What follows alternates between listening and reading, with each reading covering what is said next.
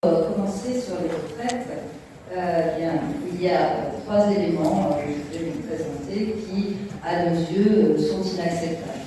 Que ce soit cette réforme qui va favoriser le développement de la retraite par capitalisation et représenter une aubaine donc pour la finance, mais aussi parce que cette retraite présente des dangers sérieux face aux enjeux écologiques et nous empêche de nous en occuper aujourd'hui de vrais problèmes. Et enfin, parce qu'elle a un impact sur les inégalités relatives aux femmes qui sont déjà importantes. Non seulement elle ne s'en occupe pas, cette réforme, mais en plus, elle va les accroître. Et pour terminer, donc, je traiterai d'un volet plus alternatif où nous montrerons que beaucoup de mesures différentes sont possibles et permettent non seulement de financer les retraites, mais aussi tous les problèmes dont on nous rebat les oreilles, de déficit, de dette et de services publics. Voilà, donc vu le temps qu'il reste, je vais sûrement devoir aller assez vite, ce qui n'empêchera pas de répondre peut-être à quelques questions après. Pourquoi est-ce une aubaine cette réforme pour la finance? D'abord, il faut savoir que les fonds de pension, et en particulier les retraites supplémentaires facultatives, existent depuis déjà des dizaines d'années, mais une loi relativement récente, la loi Pacte, en 2019, a eu pour vocation de regrouper les dispositifs en les rendant aussi plus attractifs par des exonérations fiscales, exonérations d'impôts. Lorsque vous mettez de l'argent de côté pour votre future retraite, eh bien, vous ne payez pas d'impôt sur le revenu. Alors, il y a plusieurs dispositifs. Certains sont de l'épargne salariale, volontaire des salariés. D'autres vont être liés aux politiques d'intéressement des entreprises qui mettent de l'argent de côté ou vous proposent de mettre de l'argent de côté pour vous, au lieu de vous payer un salaire. Là encore, ça pose problème puisque ça signifie qu'il n'y aura pas de cotisation au même niveau que les salaires, comme on verra tout à l'heure, payés pour cette épargne individuelle. Cette réforme 2023 ne revient pas sur ces plans d'épargne retraite, mais comme elle accroît l'incertitude de toutes et de tous, un certain nombre de ménages, parmi les plus riches bien sûr, vont être tentés d'abonder ces fonds de réserve. Alors, ça comprend de nombreux inconvénients, en particulier l'accroissement des inégalités entre les ménages les plus modestes et les plus aisés. Aujourd'hui, il y aurait environ 24% des ménages qui auraient les moyens et souhaiteraient économiser de la sorte, mais ça crée une sorte de désolidarisation par rapport au pot commun que constitue la sécurité sociale, d'une part. Certaines personnes, on voit bien dans les sondages, 30% des gens seraient favorables à cette retraite. Bah oui, peut-être qu'ils commencent à sauver les meubles juste pour eux, et ça, nous, on n'est pas d'accord. Ensuite, comme je vous l'ai dit, il y aura moins de cotisations sociales prélevées sur les salaires, puisque un certain nombre de rémunérations vont échapper au salaire sous forme de participation ou d'intéressement. Ensuite, ces personnes qui investissent dans des fonds de retraite vont elles-mêmes s'exposer à des risques importants, puisque la valeur de leur épargne va dépendre des fluctuations des marchés financiers. Et comme on le sait, régulièrement, nous avons droit à des crises financières extrêmement importantes, pendant plusieurs années, 7-8 ans, c'est l'euphorie, et puis après, tout le monde redescend dans les étages, sauf que ceux qui redescendent, ce n'est pas ceux qui ont joué, mais ceux qui assument les dégâts économiques tout autour, voire les petits épargnants qui éventuellement auraient mis un petit facteur de côté. Donc on le voit en particulier aujourd'hui à travers un fonds d'investissement particulièrement étudié. Vous retrouverez des vidéos sur Internet sur BlackRock, créé par un personnage qui, semble-t-il, a déjà suggéré beaucoup d'innovations financières qui auraient, pour certaines, été à l'origine de la crise de 2008. Ça n'empêche pas d'être très influent aujourd'hui, que ce soit au niveau de la Commission européenne, parce que le fonds BlackRock est entendu comme un fonds conseil, et certains d'entre vous savent sans doute qu'il a conseillé aussi M. Macron, et ça nous a valu quelques réformes, telles que la flat tax, par exemple, des réformes qui visent à réduire la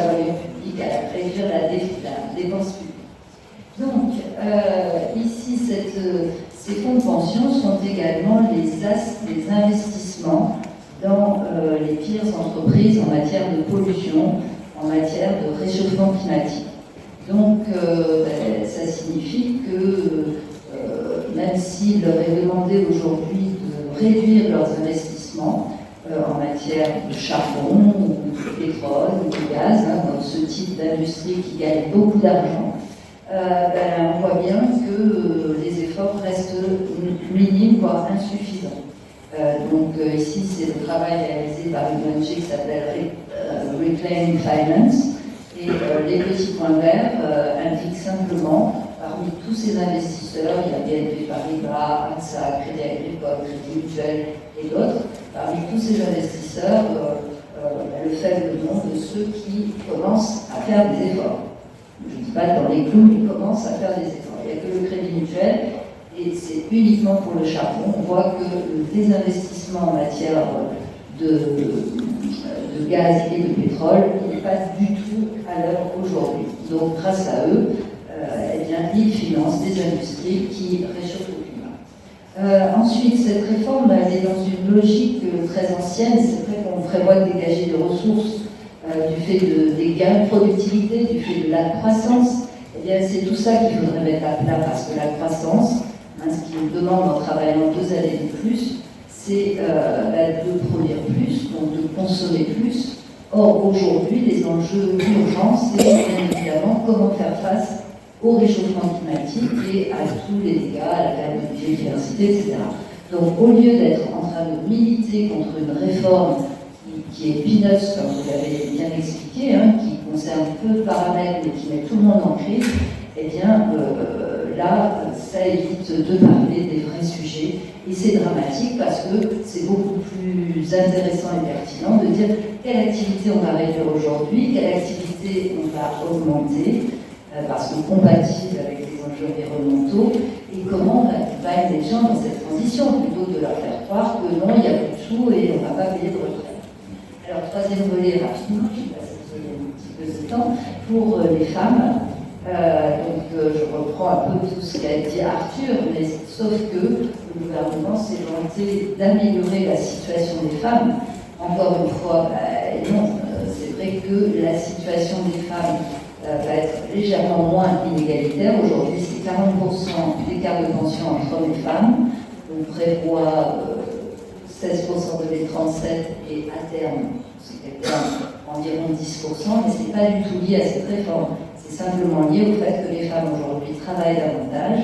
Quand elles partent à la retraite, elles auront acquis au fur et à mesure un petit peu plus de droits. Donc c'est à elles qu'elles doivent cette réduction des inégalités, pas à la moindre politique faite dans ce sens.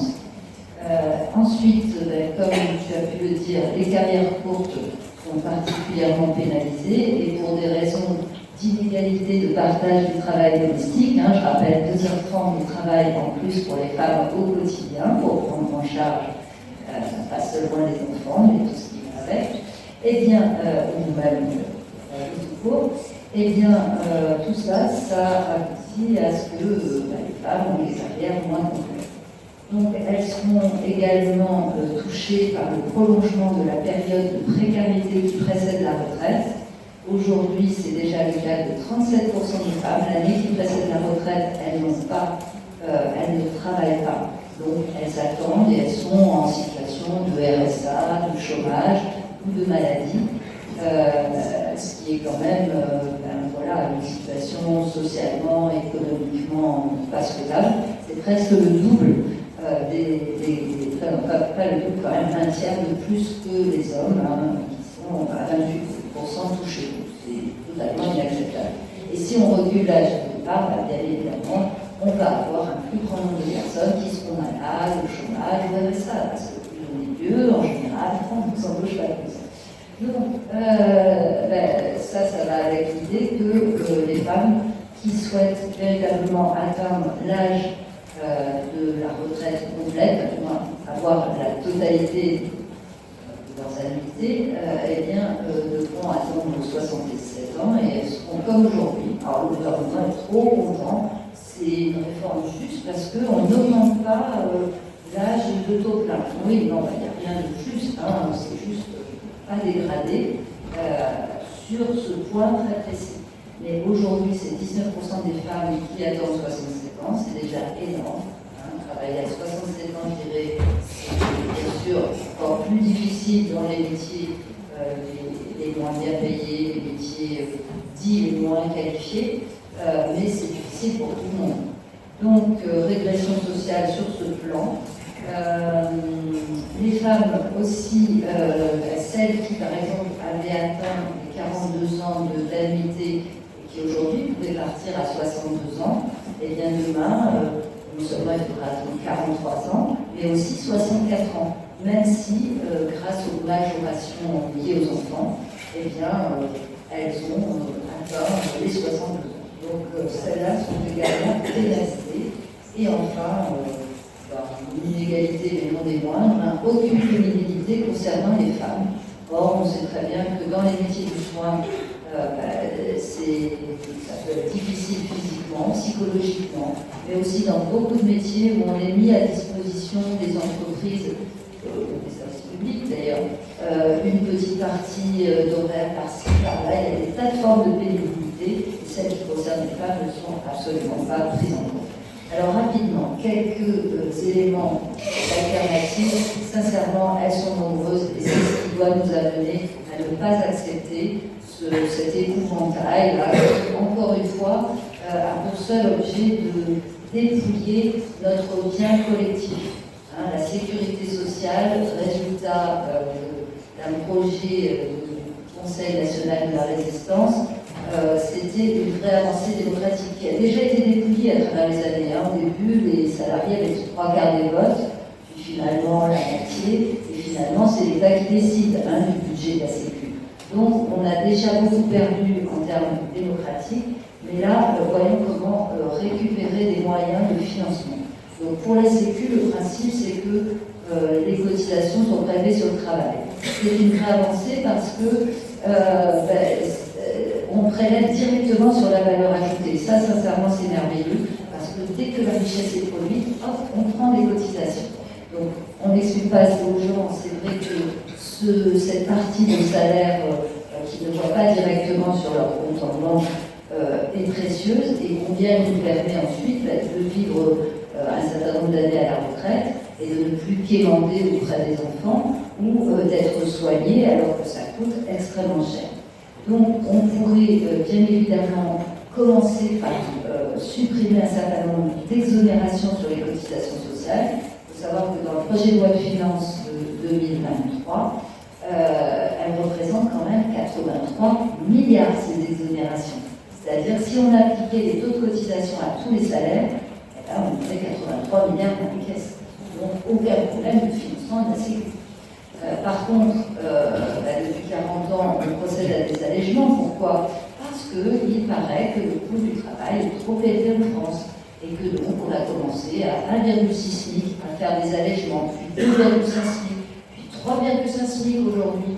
Et est-ce que ça a un impact pour l'emploi? Aucun économiste sérieux n'est capable de le dire. Certaines enquêtes, certaines études vont dire oui, peut-être sur les salariés les moins qualifiés qui sont en concurrence avec la machine, etc.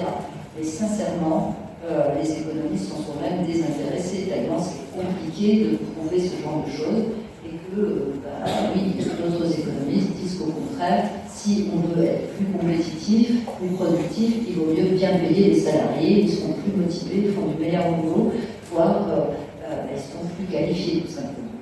Donc ici, il y a tout un tas de rémunérations telles que les primes, l'intéressement qui échappent en partie ou entièrement aux cotisations sociales. Donc là aussi, pourquoi ne pas taxer ce qui est une rémunération au départ et d'alléger alors que c'est moins juste, ça va dans les pots privés.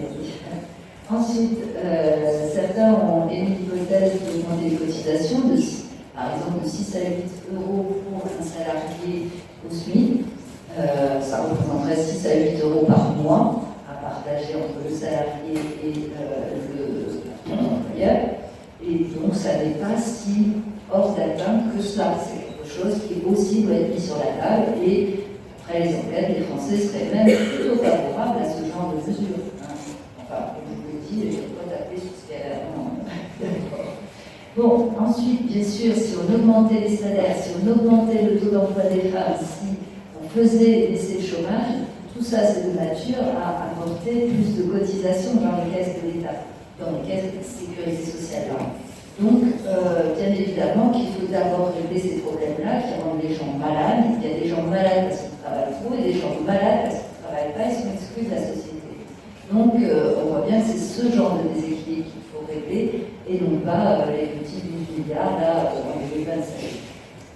Deuxième volet d'alternative, et cette fois, ce n'est pas spécifiquement pour les retraites du tout, parce que nous sommes plutôt attachés à un financement des retraites, comme je vous l'ai dit, en prélevant directement sur la valeur ajoutée produite par cotisation sur les salaires, mais par contre, pour qu'ils arrêtent de nous faire suer avec leur déficit, leurs dépenses publiques, leurs services publics en décrépitude et qu'on vend à l'enfant, eh bien, montrons-leur tout simplement que des ressources fiscales, on en a même des tonnes. Vous voyez en cours ici, donc il s'agit d'être à la fois plus juste, d'avoir un impôt progressif plutôt que forfaitaire, comme ils ont tendance à le faire, et au moins aussi important sur le patrimoine, que les revenus du patrimoine, que pour les salaires, hein, mais qui prétendent tellement, qui affichent tellement la notion de mérite, qui commence par ça. Ensuite, on peut par exemple, en ce moment, ils sont en train d'annuler, là en faisant un impôt sur la production, hein, sur la valeur ajoutée des entreprises, et donc si on annulait cette annulation d'impôt, on récolterait là tout de suite 16 milliards. Ensuite, on pourrait aussi rétablir l'impôt de solidarité sur la fortune. Ils en ont conservé un tout petit bout, hein, l'impôt sur la fortune immobilière qui doit rapporter 2 milliards. Si on remettait l'autre, au total, on aurait 10 milliards, pour assurer 10 milliards.